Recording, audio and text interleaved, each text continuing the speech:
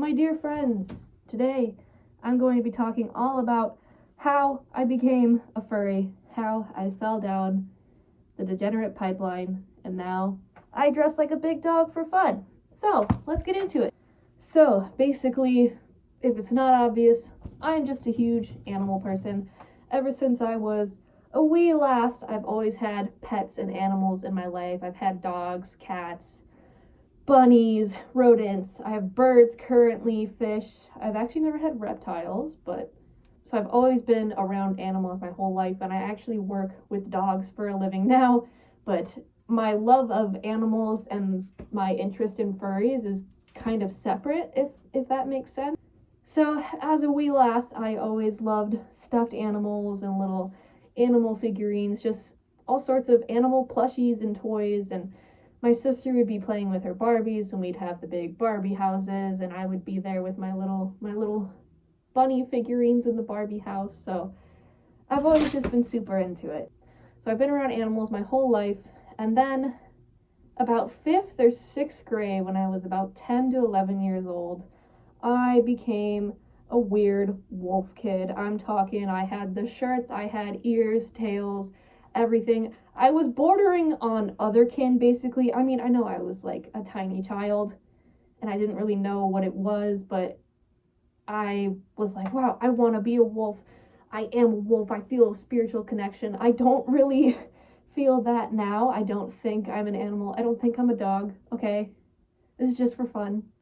Just for funsies. So I don't know how I didn't become an otherkin, which if that's your cup of tea, that's fine, that's great. It's just not for me. At least not anymore, I guess. So I was a weird wolf kid with too much internet access at a young age. So what do?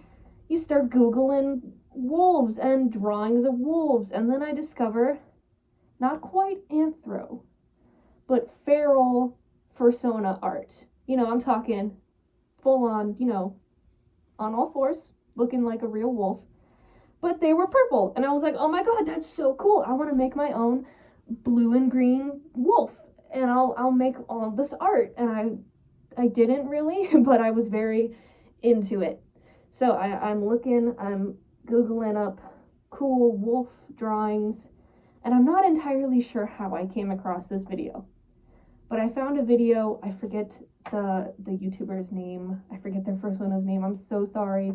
But I discover a video of someone with an absolutely beautiful fursuit just strolling around Target, and I thought it was the coolest thing ever. And I was like, I want to do that. I want to dress up like a big dog, and I want to walk around Target. So then I'm looking for more videos.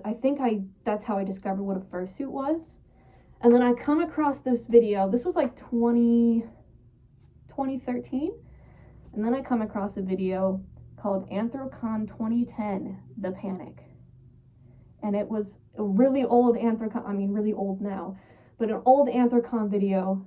And it had a Pendulum song. It was The Vulture by Pendulum. I was also a weird EDM kid. So everyone just dancing around, being crazy, having fun in their fursuits with this awesome song. That really sealed the deal for me. I was like, all right, what is this? I want to be a part of this. I'm 11 years old. I want to be a furry. So from there, it just kind of spiraled into discovering anthro art and fursonas and all that good stuff. I didn't really create a fursona yet. I still wasn't sure if I was a furry, just because I was so young, and I knew that the fandom was primarily adults, and I wasn't sure how my family would feel about it. So fast forward about a year, and I mentioned I was a weird EDM kid. So take a weird wolf kid and an EDM kid. What do you get? You get a little thing called Lapfox Trax. Now, if you're not aware what Lapfox Trax is, it's basically a music label, I guess, made by one person. Emma Essex is what they go by now. I'm just going to refer to them as they, them, just because I'm unsure. Super incredibly talented, creative person.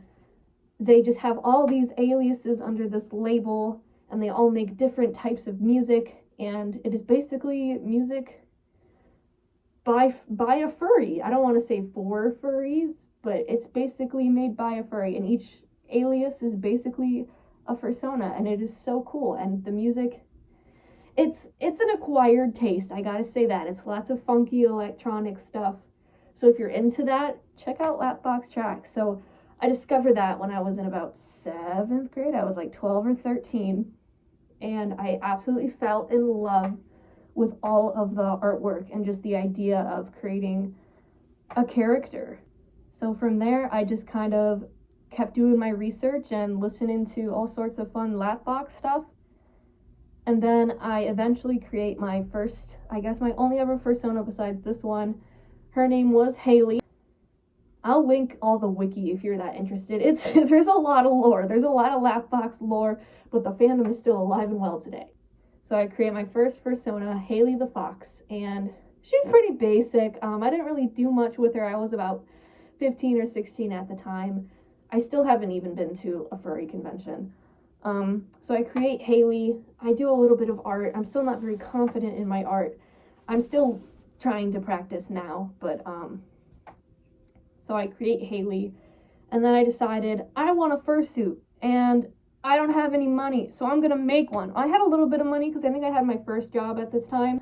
I didn't make a lot of money, but I had enough to buy decent materials and supplies for building a fursuit, and I built a full body fursuit. Was it amazing? No. Was it pretty dang good for a 15 or 16-year-old, however old I was? Sure. So after I built that suit, I did kind of fall out of it a little bit. I've only recently gotten back into the furry fandom, maybe a few months ago, after finding the suit in my closet and being like, you know, this was kind of cool. I should do this again, but I should save up and I should buy a really nice suit and actually go out and enjoy it, and maybe start a social media, get a little YouTube channel going.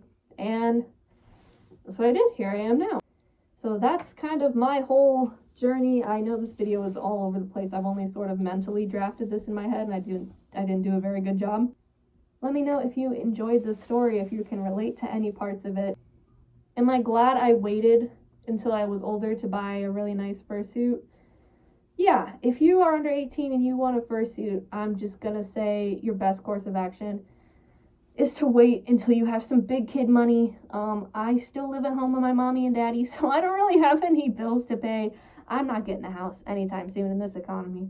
I felt comfortable spending my money on a fursuit because it's something I've wanted since I was like 10 years old. So that's my story, baby. Let me know if you enjoyed. Let me know what other videos you want to see from me. Any questions? Ask away. Just say hi to me, you know. Thanks for watching. Peace out.